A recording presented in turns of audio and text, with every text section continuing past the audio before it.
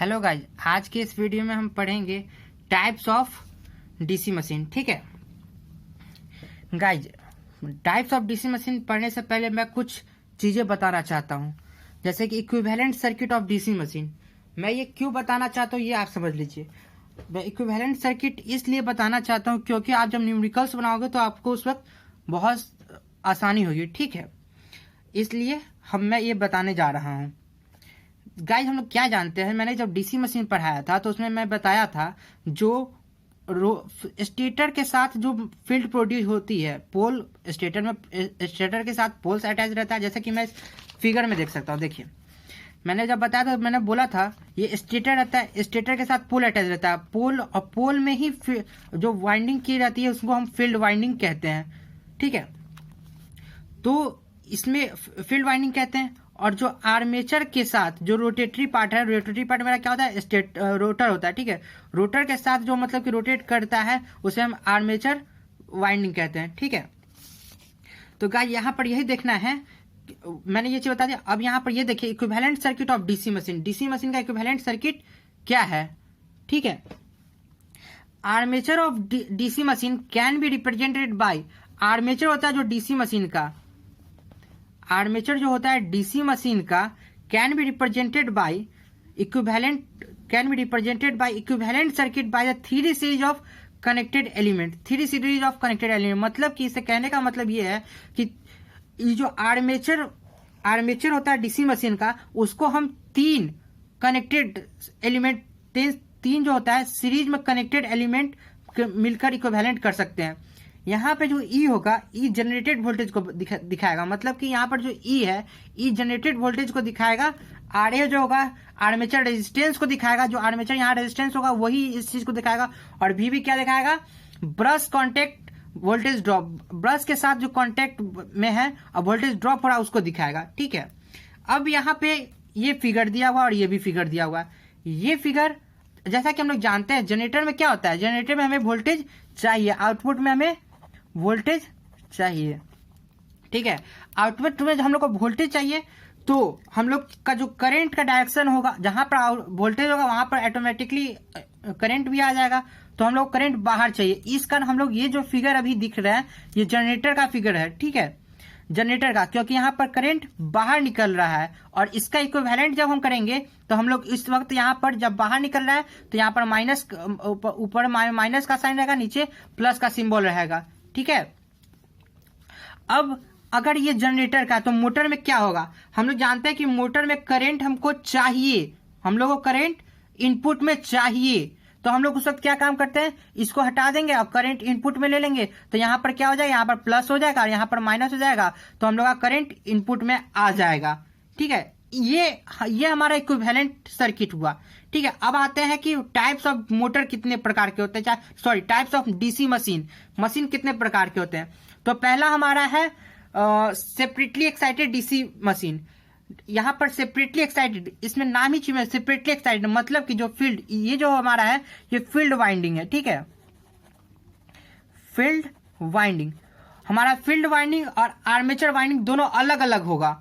इसमें करंट आएगा और इससे करंट निकलेगा, मतलब कि अगर फील्ड वाइंडिंग में करंट हम लोग देते हैं तो आर्मेचर वाइंडिंग से करंट निकलेगा। यहाँ का दोनों का करंट ऑफ सिंबल एक तरफ से फील्ड वाइंडिंग में देंगे और आर्मेचर वाइंडिंग से लेंगे। ठीक है, ये हमारा जनरेटर का केस में होता है। बस जनरेटर और मोटर में कुछ चार डिफरेंस है, मैंने बता दिया है। मोटर के केस में क्या होगा, मोटर के केस में क्या होगा कि करंट हम लोग फील्ड वाइंडिंग को देंगे और करंट आर्मेचर वाइंडिंग से लेंगे भी। ठीक है, अब तब ना बाद में जाके हम लोग को मैकेनिकल में कन्वर्ट करना रहता तो फिर हम लोग कन्वर्ट करते हैं। अब हमारा दूसरा हमारा है shunt excited DC machine. Shunt excited DC machine का मतलब क्या होता है कि सिंपली समझ जाइए, जो फील्ड वाइंडिंग होगा वो आर्मेचर वाइंडिंग के पैरेलल में होगा, क्योंकि वोल्टेज हमारा सेम चाहिए, इसलिए हम लोग आर्मेचर वाइंडिंग के पैरेलल में होगा। और जो वोल्टेज इंड्यूस होगा वो जाएगा तो बाहर भी निकलेगा और आर्मेचर वाइंडिंग में भी, सॉरी फील्ड वाइंडिंग में भी जाएगा। इसी को हम लोग कहते हैं शंट फील्ड, मतलब कि शंट एक्साइटेड डीसी मशीन। ये हमारे जनरेटर के केस में होता है। ठीक है, लेकिन मोटर के केस में क्या होता है कि यहां पर आप देखिए कि करंट यहाँ से वोल्टेज इंड्यूस होके निकल रहा है, लेकिन करंट निकल रहा है। लेकिन यहाँ पर मोटर में हमने क्या बताया था, मोटर में हमने बताया था करंट इनपुट की तरफ आता है, हम लोग को चाहिए करंट, हम लोग करंट नहीं, आउटपुट में हम लोग को मैकेनिकल चीज चाहिए, तो करंट इनपुट मोटर में आएगा। तो यहाँ पर डायरेक्शन इसका देखिए यहाँ पर है, और यहाँ पर बाहर हम लोग को चाहिए, लेकिन बाहर यहाँ नहीं चाहिए, बाहर इनपुट देना है, तो यहाँ से इनपुट आया और यहाँ आर्मेचर में चला गया, और यहाँ पर फील्ड में भी चला गया। लेकिन जनरेटर के केस में नहीं होता है, जनरेटर यहाँ से निकलता है और यहाँ पर आर्मेचर से बाहर इधर भी निकलता है, और मतलब हम लोग जो आउटपुट में जाए उधर भी निकलता है, और फील्ड वाइंडिंग में भी जाता है। ठीक है, अब तीसरा हमारा है सीरीज मशीन। ठीक है, सीरीज में क्या होता है कि फील्ड वाइंडिंग और आर्मेचर वाइंडिंग दोनों सीरीज में जुड़ जाते हैं एक दूसरे से। बस सिंपली उसका कुछ नहीं है, सिर्फ डायरेक्शन का थोड़ा सा लफड़ा है। यहाँ पर हम लोग को आउटपुट में हम लोग यहाँ निकाले हैं हम लोग करंट को जनरेटर के केस में, मैंने जो कि पहले बता दिया हुआ हूँ।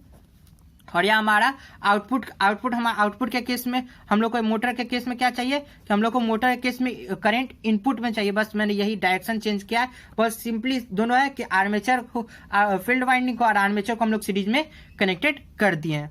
चौथा हमारा आता है कंपाउंड वॉन्ड डीसी मशीन। कंपाउंड वॉन्ड डीसी मशीन में दो वाइंडिंग आ जाते हैं, एक तो शंट भी आ जाते हैं और एक सीरीज भी आ जाते हैं। ठीक है, देखिए यहाँ पर ये शंट फील्ड हो गया, यह हमारा सीरीज फील्ड हो गया, और यह हमारा आर्मेचर वाइंडिंग का जो फील्ड है वो है।